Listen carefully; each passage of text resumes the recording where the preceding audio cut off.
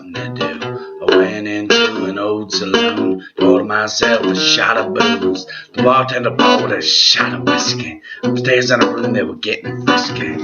I was thinking it might be risky, and then I thought about it, and it hit me. The place was filled with clouds of smoke. No one cared about that though. The bar, there were lines of coke. I didn't have anywhere else to go. The table, they were playing poker. They were drunk, but I felt sober. Sure enough, when the game was over, some were rich and some were broker. Just as I realized the place was a brothel, the card game at the table turned hostile. One of the gamblers broke a beer bottle. Then they got into a squabble. Their hands went down for their guns. 2 shots went out when it was done. 2 outlaws took off on the run, left behind 2 dead ones. The bartender stood behind the bar. There was moonshine in a mason jar. Then a man walked in wearing a star. He sparked a match and lit a cigar. The moment he walked through the door, the corpses were still on the floor. He looked around to see if there were more. That's when the rain started to pour. Tumbleweeds were rolling down the street. Spurs were rattling around his feet. I could see that he was packing heat. He went upstairs into a suite. A couple more shots rang out. Then I heard a young girl shout. I wondered what it was all about. She ran downstairs and began to pout. She tried to hide from the homicide. I could tell that she was horrified. It was raining like cats and dogs outside. She had nowhere to go to hide. The thunder grumbled and the lightning flared. There was no chance she would go out there. Just as the man with the star walked down the stairs, she went under the table in her underwear. The cards were still on the table. The horses were chilling at the stable. Back in the West, they didn't have cable. All they had was cannonade.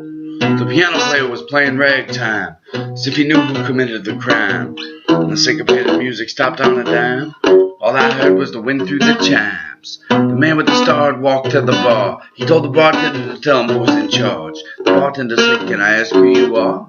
The man with the star said, "I'm sheriff of these parts." Then the bartender pointed at me. The sheriff seemed like he had to agree. He looked at me like he was angry. Then he said, "You pimping my girl? She's only 14. That was when I started to blink. I don't know what I was trying to think. The bartender poisoned my drink. I felt like a ship and I started to sink. When I woke up, I was in a jail cell. I thought I had been sent to hell. I must have hit my head when I fell, or one of the deputies might have rung my bell. The judge sentenced me to be hung for pimping a girl that was too young. I was due to be done at 9:01. I knew that I would have to run. I thought I was having a bad dream. It was so extreme I wanted to scream. I was losing self-esteem. I thought I had no one on my team.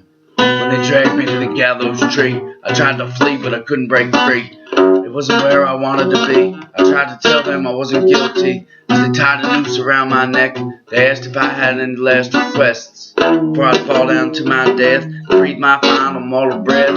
A crowd of people stood and watched. At the moment I got dropped, the hanging plans all got botched. The head ground ran and didn't stop. Somebody had notched a rope. That's the reason that it broke.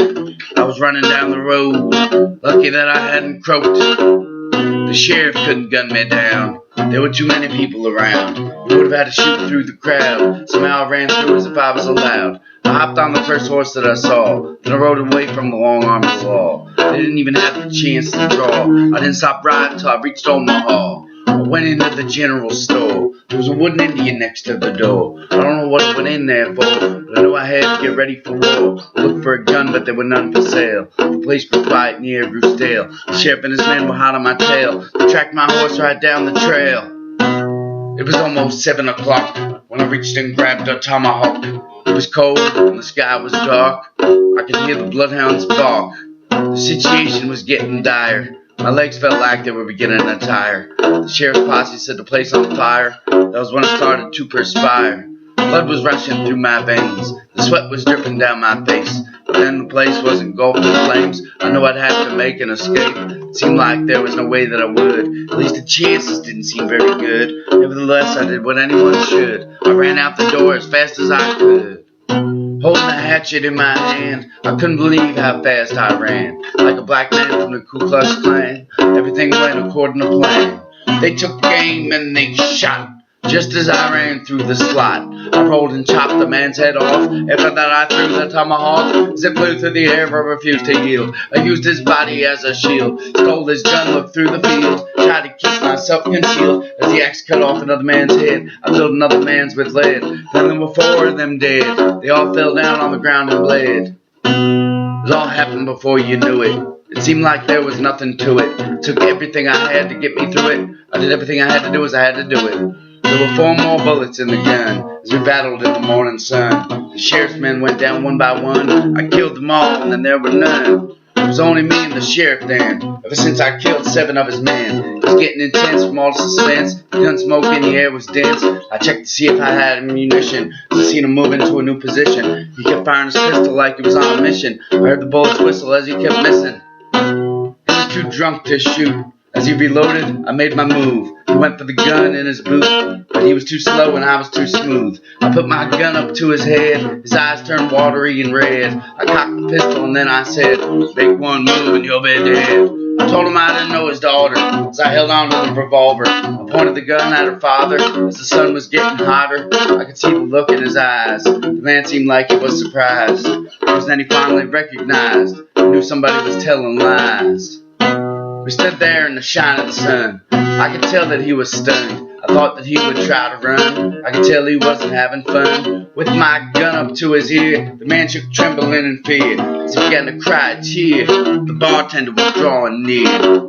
I heard a shot go off behind me. I thought for sure that it would find me. I turned around as the sun was shining. The temperature just kept on climbing. The shot was loud when I turned around. I saw the bartender falling down. As I seen the man hit the ground, I could see him start to frown. It was where the shot came from behind him that the piano player had come to find him. When the building exploded, everything went silent. I had a feeling things were gonna get violent. The piano player shot the bartender in the back. The bartender turned and shot him back. Just as I heard the second gun crack, both men were dead down in their tracks. When he tried to call my bluff on the street there in the dust, I guess the sheriff thought he'd had enough. Maybe he'd had too much. As he reached down for his piece, the temperature continued to increase. The fire flickered in the breeze. The wind was blowing through the trees. I kicked the sheriff's gun out his hand. It flew and landed in the sand. I could tell he didn't understand. Things don't always go how they're planned. I knocked him out in the heat, tied him up in the street. Amidst the rolling tumbleweeds, I was moving at the sound of speed. He didn't even know my name. He probably thought I was insane. He found me in a house of ill fame. I knew for sure I'd have to explain. He was the only chance I had to prove I wasn't all that bad. And I knew the girl would be mad if she found out I killed her dad. When he woke up, his eyes were glazed. When he heard the story, he was amazed. He looked confused and he was dazed, sitting there as the building blazed. First he was a little skeptic, then the sheriff began to accept it. I could tell it was unexpected. It wasn't what he was suspecting. He looked confused when I offered a truce. The bomb inside his mind was diffused. I used a knife to cut the sheriff loose. It was then the temperature reduced. The stars came out as the sun went down. We got on horses and rode back to town. When we got there wasn't anyone around. The girl wasn't anywhere to be found. She was bound to the tracks of the train, tied down, there was no time to explain. She was held down there by chains, as thoughts were running through my brain. I began to fear for her existence. I could hear the train coming in the distance. She was gonna need assistance. It was time for me to use resistance. I knew I had to stop the locomotive. I got on my horse and my gun was loaded. I don't remember how long I rode it. It went so quick it was like I floated. When I got up to the caboose, there was no other choice for me to choose. I hopped off the horse and I flew. Then I hung on the rail like glue. As the train rolled down the track, I made my way to the front from the back, all the way up into the cab, where I ducked under the engineer's jab.